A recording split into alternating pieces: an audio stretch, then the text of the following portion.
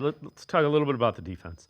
Um, you look at the individual pieces, Miles Garrett, Denzel Ward, even Michael Hall, some of the younger guys, Alex Wright, Greg Newsome, I know hasn't had a great year, but Martin Emerson. Um, what do you think of the Browns? Is the national media kind of playing too much on this? Was a 3-win team last year relative to defense? I get it with offense. There's a lot of questions on the offense. There's a lot of individual pieces that are pretty good on that defense. Yeah, and it wasn't that long ago that we saw that defense be really good. There were some stretches in some games last year where they were really, really good until they got tired at the end of the game because the offense didn't go over 20 points in like 14 games or whatever the number was, and it was very depressing.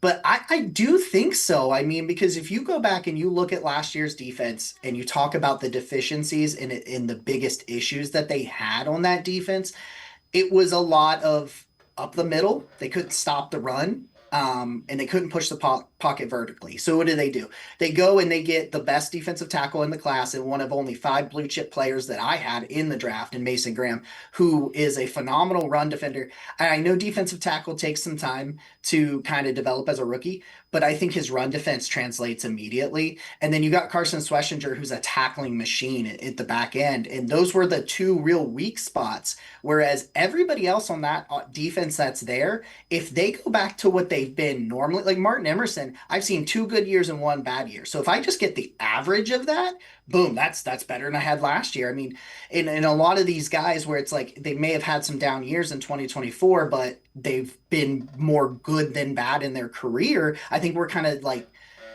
sleeping on those guys a little bit. And it's like we fixed the deficiencies up the middle. They brought it because people don't talk about Malik Collins and the pass rush that he'll bring in there in the middle of the defensive line. And they kind of shored it up. And if it stays healthy and if they just play to their ability and then a couple of these young guys take a step forward, this is a top 10 unit in terms of talent. Like I think it's a top 5 defense in terms of talent if they play up to the ability. So yeah, I mean, I understand 3 wins is 3 wins, but we've seen plenty of bad teams have one side of the ball be really good, and I think that is kind of lost in the sauce of them only winning 3 games last year.